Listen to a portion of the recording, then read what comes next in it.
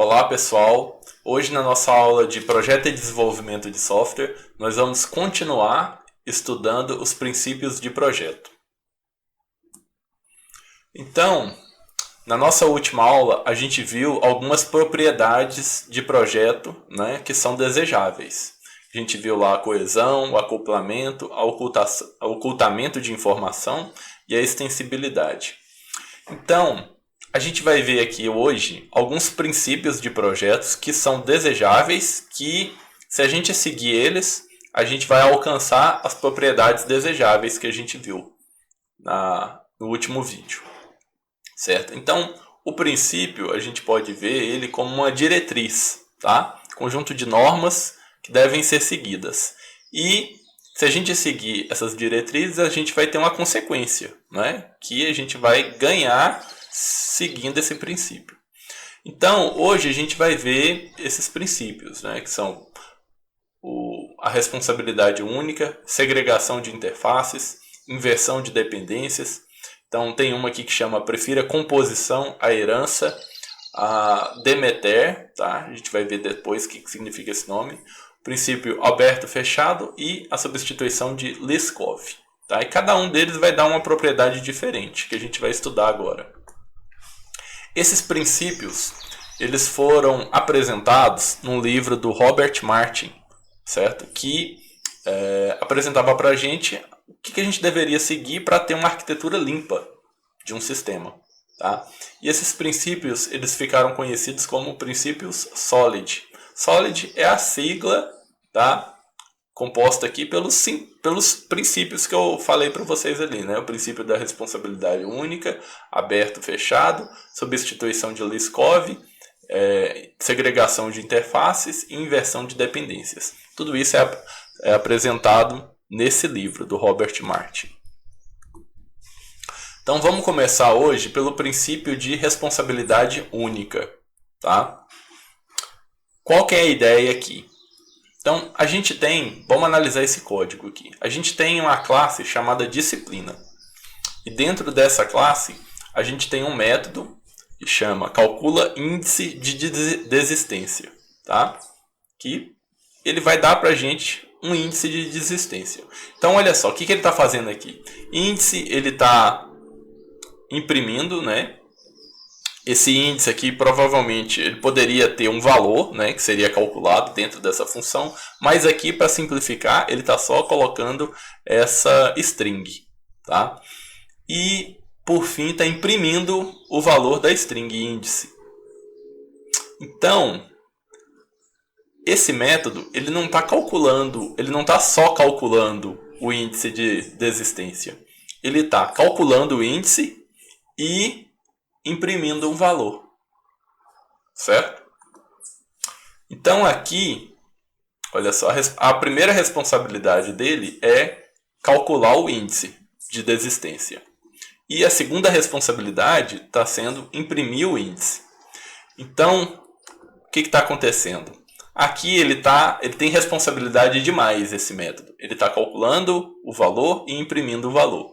O que a gente quer é separar as responsabilidades em métodos diferentes. Então vamos ver aqui como que vai ficar.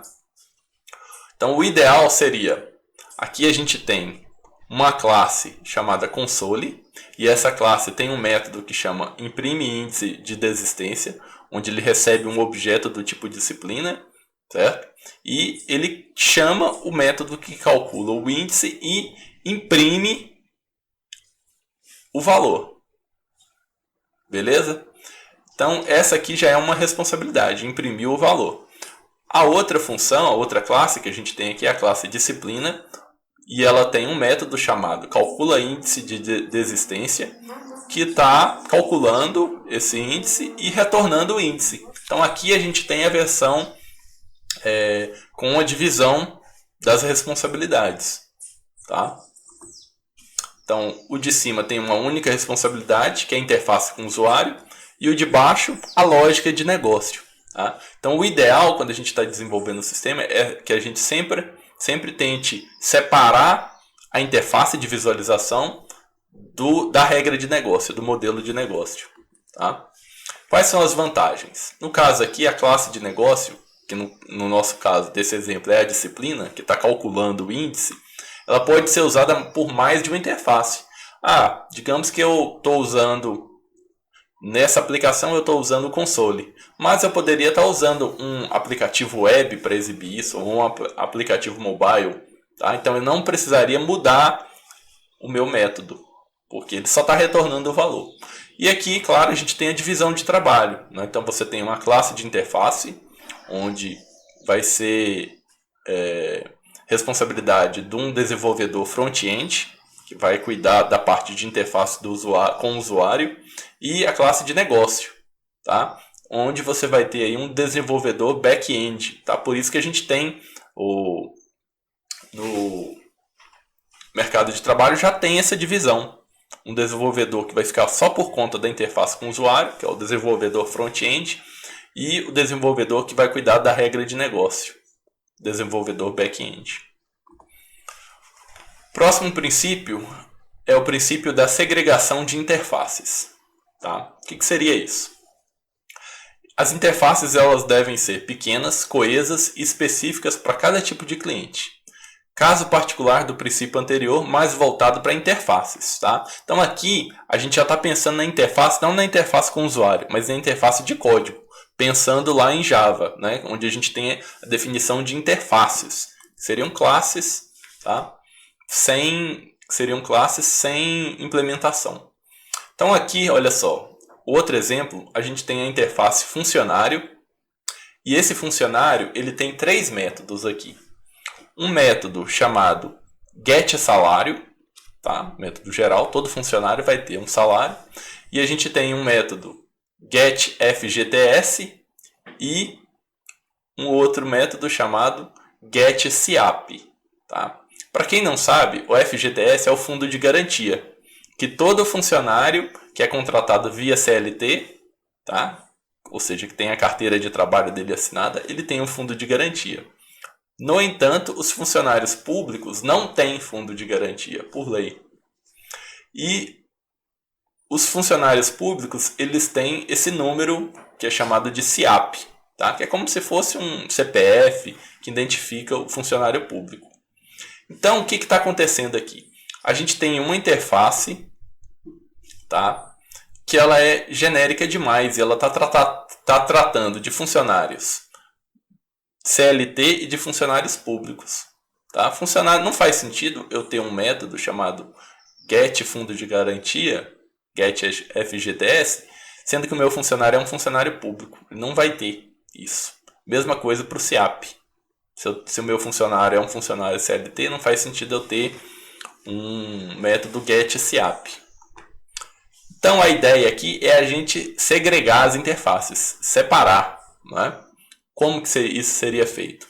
Do jeito mais simples possível. Então a gente vai ter aqui uma interface, né, sem implementação de funcionário, onde eu vou ter ali os métodos getSalário. E o que eu vou fazer? Vou definir uma interface para um funcionário CLT e uma interface para um funcionário público. Tá? E vou separar esses métodos. Todos eles aqui estão herdando, né, da classe funcionário. Então todos eles vão ter acesso a esse método aqui, getSalário. Mas só o funcionário CLT vai ter acesso ao método getFGTS. E só o funcionário público vai ter acesso ao método getSiap. Certo? Então houve aqui uma segregação das interfaces. Então aqui, como eu disse, olha só, a interface funcionário é comum para todos os funcionários. A interface funcionário CLT é só para funcionário CLT e a interface funcionário público só para funcionário público. Certo? Então esse é o princípio. O próximo princípio que a gente vai ver agora é o princípio da inversão de dependências. O que seria isso? Né? Inversão de dependências é o que eu tinha comentado lá, que é o princípio que é mais fácil de entender se a gente chamasse ele de prefira interfaces a classes. Tá? Já explica melhor. Então, significa o seguinte, sempre que a gente tiver oportunidade, a gente vai utilizar uma interface, tá? A interface já é mais genérica do que uma classe, né? Classe já é concreta, a interface é mais abstrata. Então, sempre que a gente tiver a oportunidade, a gente vai dar preferência a utilizar uma interface ao nomear, tá, os objetos. Não nomear, tá, mas especificar os objetos. Então, olha só, nesse caso aqui, a gente tem uma interface I, tá, do tipo I, e a gente tem duas classes, a classe C1 e a classe C2, que, né, herdam da interface I. Tá? Então, o que vai acontecer aqui? Imagina que eu tenho um cliente e esse cliente, eles vão de alguma forma acessar objetos dessa classe, das classes C1 e C2. Então, o que vai acontecer? A minha classe cliente aqui, ela está sendo, né, ela tem um método, um construtor, que está recebendo aqui um objeto do tipo I, ou seja, da interface, tá? Um objeto do tipo interface. E esse objeto está sendo armazenado aqui nessa variável do tipo I. Tá? Então, o que acontece? Se eu tivesse colocado, eu poderia especificar aqui que ao invés de I, eu poderia usar C1 ou C2. Só que aí essa classe cliente, ela só ia funcionar para a classe C1. Se por algum motivo ela precisasse utilizar, houve uma mudança de código, ela precisasse receber um objeto da classe C2, eu teria que vir aqui e mudar o código. Tá? Então, para evitar isso, o que a gente faz? A gente já utiliza aqui, né, define como um objeto do tipo da interface e não da classe. Tá? Essa que é a ideia. Por quê? O cliente vai funcionar melhor com qualquer classe que implementa a interface I, ou seja, com os objetos das classes C1 e C2. E também, se por acaso acontecer de ser criada uma nova classe, uma classe C3, tá? Então o meu sistema, o meu cliente, ele já vai estar preparado para receber essa classe, porque ele está utilizando a interface. Tá? Então, outro exemplo aqui, olha só. Nesse caso, o meu cliente, eu tenho um cliente C1 e um cliente C2. Tá? Então, o que está acontecendo? Eu tenho dois objetos do tipo C1, né, e o objeto do tipo C2, sendo instanciados. E o meu cliente aqui, ele está recebendo, né, um objeto do tipo C1 e um objeto do tipo C2, da classe C1 e C2, que são, né, consequentemente, eles são objetos do tipo da interface. Tá? Então, o que vai acontecer? Aqui eles estão usando, cada um está recebendo um parâmetro diferente. Tá? E isso só é possível porque eu defini lá o tipo da interface e não o tipo específico da classe. Tá? Então esse é o diferencial. Se a gente não tivesse colocado o tipo da interface aqui, se eu tivesse colocado o tipo da classe, esse código não seria possível. Tá? O meu cliente receber objeto do tipo C1 e do tipo C2. Isso só é possível porque eu utilizei a interface.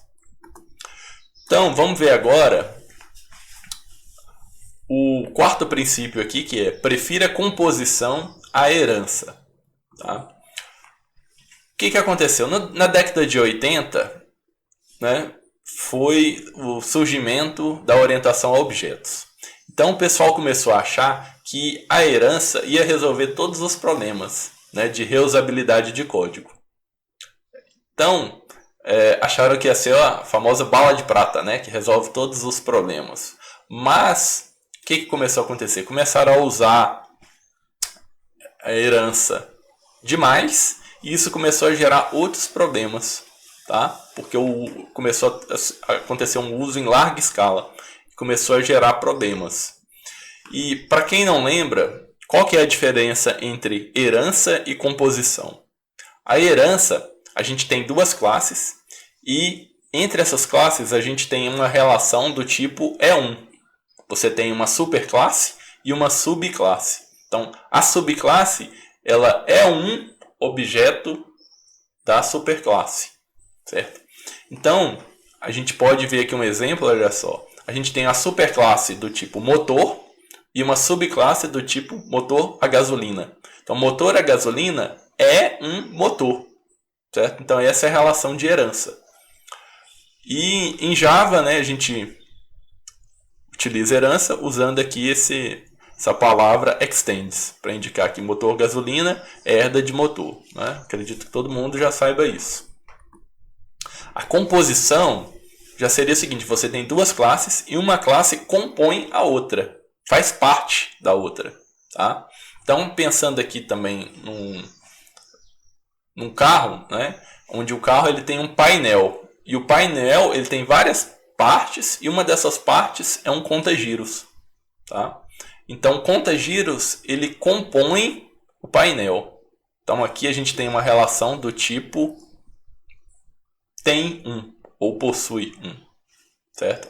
Isso é o que indica a composição. Então, aqui, em código, como que isso fica? O meu painel, a minha classe painel, ela vai ter um objeto do tipo conta-giros. Tá? Assim que a gente define uma composição. Então, a ideia é, a gente não precisa forçar o uso da herança, tá?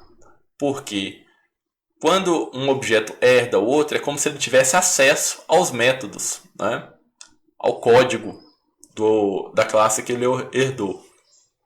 Quando a gente utiliza a composição, não, ele não tem acesso. Uma classe vai usar os métodos da outra, mas como se fosse uma caixa preta. Ele não vai saber como que funciona, tá? E já na herança não, é como se ele tem acesso ao código, é como se fosse uma caixa, eles chamam de caixa branca, né? Quando um método tem acesso ao código do outro, tá? Então, na composição é como se fosse uma caixa preta, tá? Eu estou usando um objeto como uma caixa preta, eu não sei como que aquele método funciona, eu só sei que funciona. E já na herança não, eu vou estar usando o método, os atributos de um objeto, mas eu tenho acesso, eu posso sobrescrever aqueles métodos. Tá? Então aqui a gente tem um exemplo forçado, né, de herança. Então no caso, imagina que alguém está implementando uma classe pilha, stack. Mas aí para implementar a classe pilha, ele vai utilizar alguns métodos da classe ArrayList, certo? E ele está forçando aqui o uso de herança para que ele tenha acesso a esses métodos. Tá? Mas ele não precisaria fazer isso. Ele não precisa herdar da classe ArrayList. Ele pode simplesmente usar a ArrayList aqui como um objeto que compõe a classe pilha. Tá? Então ele vai ter acesso aos métodos de ArrayList, mas sem ter acesso ao código. Então essa que é a ideia. Então sempre que isso for possível, ao invés de utilizar herança, você poder utilizar composição, é sempre melhor. Certo? Próximo princípio é o princípio de Demeter. Demeter era um grupo de pesquisa de uma universidade norte-americana, tá? E lá eles definiram esse princípio para melhorar a qualidade do código. E esse princípio é o seguinte, que a gente deve evitar cadeias, né? Ou seja, uma chamada de uma chamada de uma chamada de métodos. Tá? Então o exemplo aqui é, você tem um objeto que chama o método A, então esse método A vai retornar um objeto do tipo B, e eu pego já que possui um método getB, e getB vai me retornar um objeto do tipo C, que possui um método getC, entendem? Então tudo aqui está encadeado, e no final das contas vai chamar um método lá que a gente vai precisar. Então, de acordo com esse princípio, a gente tem que evitar esse tipo de coisa. E como que a gente vai evitar, né? Os motivos primeiro, né? Essas cadeias longas, elas quebram o princípio de encapsulamento, a propriedade que a gente viu na aula anterior, tá? Então, a gente não quer ficar passando pelas classes A, B, C, D, até chegar numa classe, num método que eu preciso. Tá? Então, a gente tem que evitar todo esse encadeamento e essas chamadas intermediárias e tentar já ir direto ao objetivo final. Então, olha só, eles definiram 4 casos aqui que são chamadas permitidas, tá? Então vamos olhar esse código aqui, onde ele define quais são os casos aceitáveis. Então aqui a gente tem uma classe que chama princípio Demeter, a gente tem um atributo do tipo T1 e eu tenho uma função, um método F1 dentro dessa classe, certo? A classe M1 aqui, ela dá um exemplo para a gente de um método, desculpa, eu falei classe M1, é um método M1, né? Método que está dentro dessa classe, princípio Demeter. Então esse método M1 ele dá um exemplo para a gente de um método que segue os princípios do Demeter. Então o primeiro caso é o seguinte, eu tenho que chamar uma função. Tá, então o primeiro caso é aceitável que você chame uma função, um método, que pertence à própria classe. É o que está acontecendo aqui nessa linha. Primeiro caso. Então eu estou chamando o método F1 e F1 está dentro da classe princípio Demeter, certo? Então esse é o primeiro caso. O segundo caso é o seguinte, é aceitável eu chamar um método de um objeto que eu estou recebendo como parâmetro, que é o que está acontecendo aqui. P foi passado como parâmetro para esse método, né? P é do tipo T2, e eu estou chamando o método F2, que pertence ao objeto T. Desculpa, P de pato. Tá? Então esse caso também é aceitável. O terceiro caso é o seguinte, eu quero chamar um método de uma classe, de um objeto da classe T3. Então o que eu vou fazer? Eu vou instanciar um objeto desse método e vou chamar a função F3 lá que eu preciso. Então é aceitável se eu precisar chamar um método, eu instanciar um objeto daquela classe para chamar o método. Tá? Esse é o terceiro caso. E o quarto caso é o seguinte, eu quero chamar um método, mas esse método ele é um objeto que está aqui na minha classe como um atributo. Tá? Então aqui no caso, olha só, a TTR é um objeto do tipo T1, que está sendo como um atributo aqui da minha classe. Então nada me impede de eu chamar o método desse atributo. Tá? Então esses 4 casos aqui estão seguindo o princípio Demeter. E o método M2 aqui é um exemplo que viola o princípio Demeter, que a gente não quer seguir. Que a gente não quer esse tipo de exemplo aqui do M2. Que olha só, ele está recebendo um objeto P do tipo T4 e está chamando encadeadamente métodos até fazer alguma coisa que eu quero. Isso que a gente quer evitar. Tá? Então, a gente tem aí os 4 casos. O caso 1, onde você está chamando um método que é da própria classe. O caso 2, onde eu estou chamando um método de um objeto que eu estou recebendo como parâmetro. O caso 3, que eu estou chamando um método de um objeto que eu instanciei dentro do meu método. E o quarto caso, que eu estou chamando um método de um objeto que está armazenado como um atributo aqui da minha classe. Tá? São esses 4 casos. Então a gente não quer que aconteça isso, né? Um cenário não recomendado. Que uma classe A utilize B só para acessar C. Tá? Mas o que acontece? Às vezes isso é necessário, isso é só uma recomendação, esses princípios do Demeter. Então às vezes pode ser que a gente não tem outra saída, né? A gente não pode ser muito radical e achar que as cadeias são totalmente proibidas. Tá? Então, às vezes é justificável a gente fazer esse tipo de chamada encadeada. O próximo princípio aqui é o princípio aberto e fechado. Vamos dar uma olhada agora. O princípio aberto e fechado foi proposto por Bertrand Meyer. Né? A ideia é que uma classe ela deve estar fechada para modificações, mas aberta para extensões. Tá? Esse aqui é o livro onde ele apresentou esse princípio. Tá? Então, como assim? Fechada para modificações, mas aberta para extensões. Tá? Então, imagina o seguinte, que você vai implementar uma classe. Tá? E usuários ou clientes eles vão querer usar essa classe. Óbvio, né? mas eles vão também querer customizar, né, personalizar aquela classe. Para quê? Para que ela atenda às funcionalidades que eles precisam, né? Então, isso muito frequentemente vai acontecer. Você ter um método, mas você precisar customizar aquele método, né? E na hora que você está desenvolvendo uma classe que vai ter esse tipo de método, que provavelmente vai precisar de customização, então você já tem que se antecipar e permitir que o cliente, os usuários, possam não alterar o código, mas configurar esse seu método para que ele seja usável, né? Então, como que a gente torna uma classe aberta a extensões, mas mantendo o código fechado para modificações?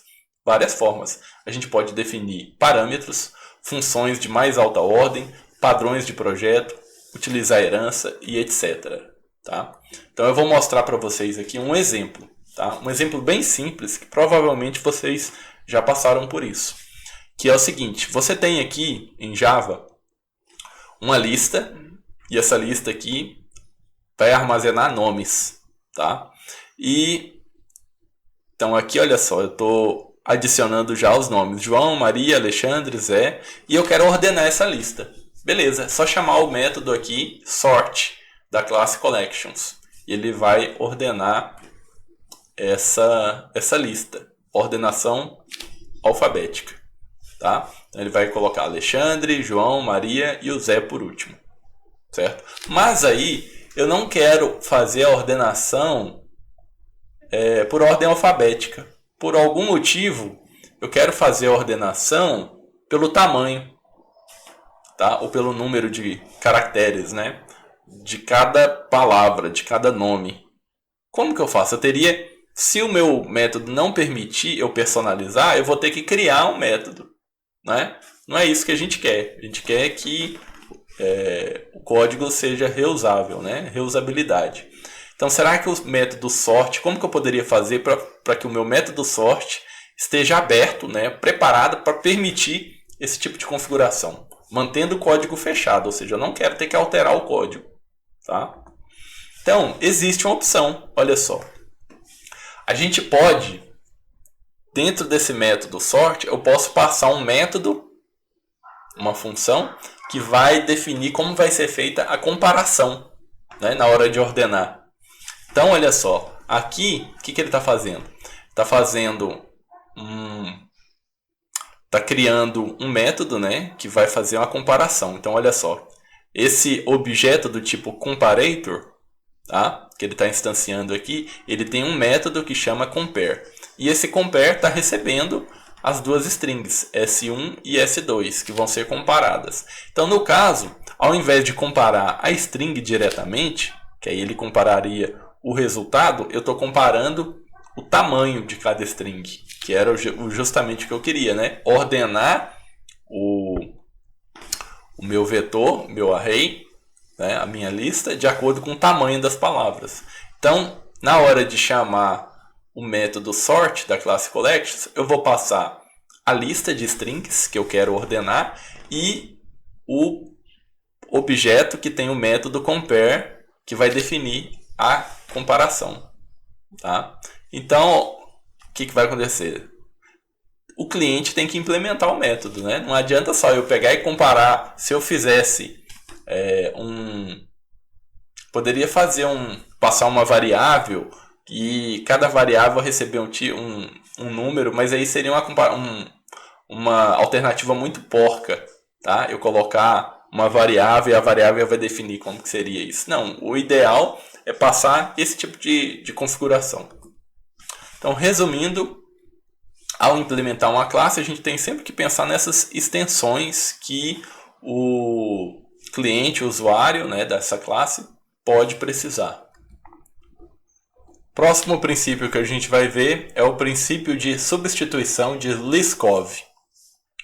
Liskov era uma professora do MIT, tá? Professora Bárbara Liskov.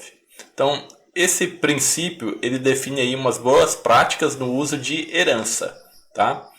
especificamente ele vai definir para a gente, vai dizer para a gente como que a gente deve redefinir métodos em subclasses, né? Um método de uma superclasse, como que a gente deve redefinir ele em subclasses, tá? Então, o que seria esse método de substituição, né? Redefinição de um método?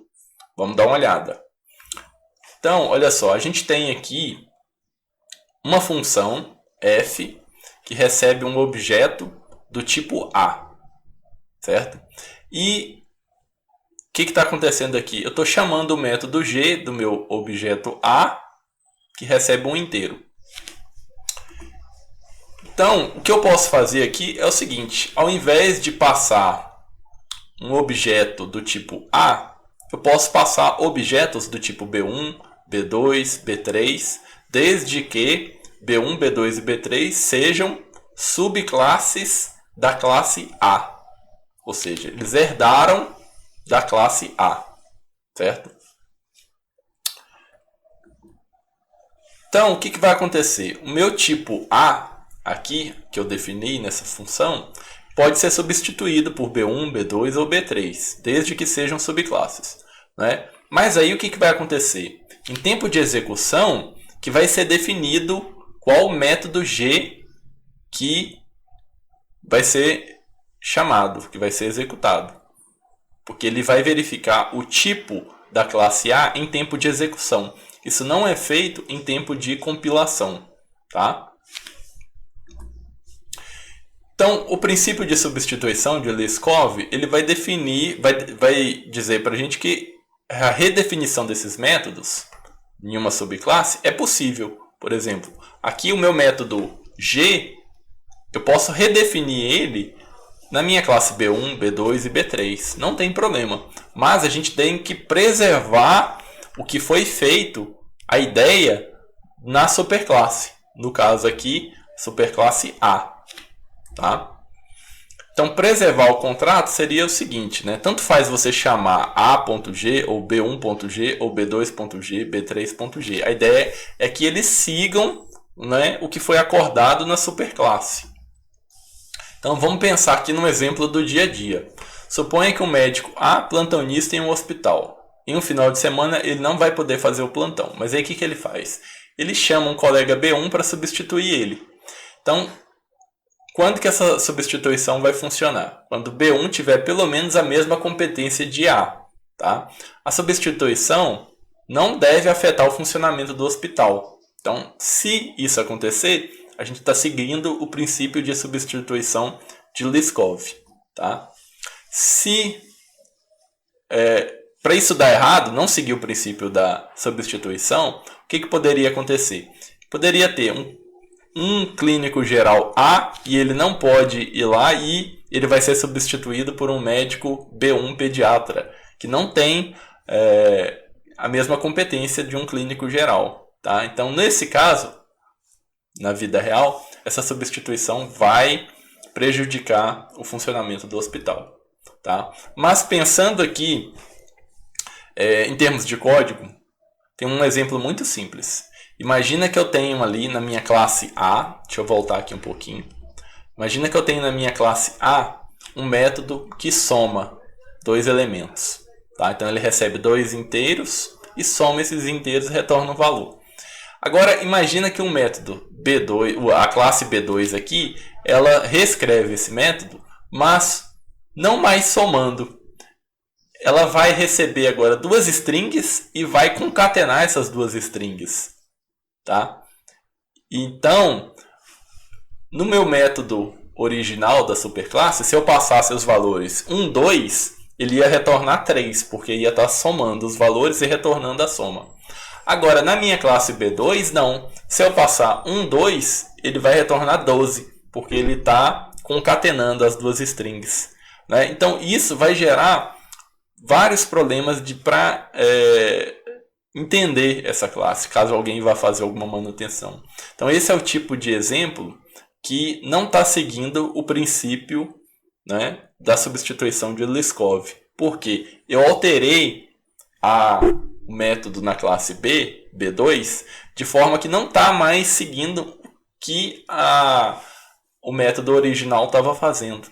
Tá? Então esse é um contra-exemplo que a gente tem.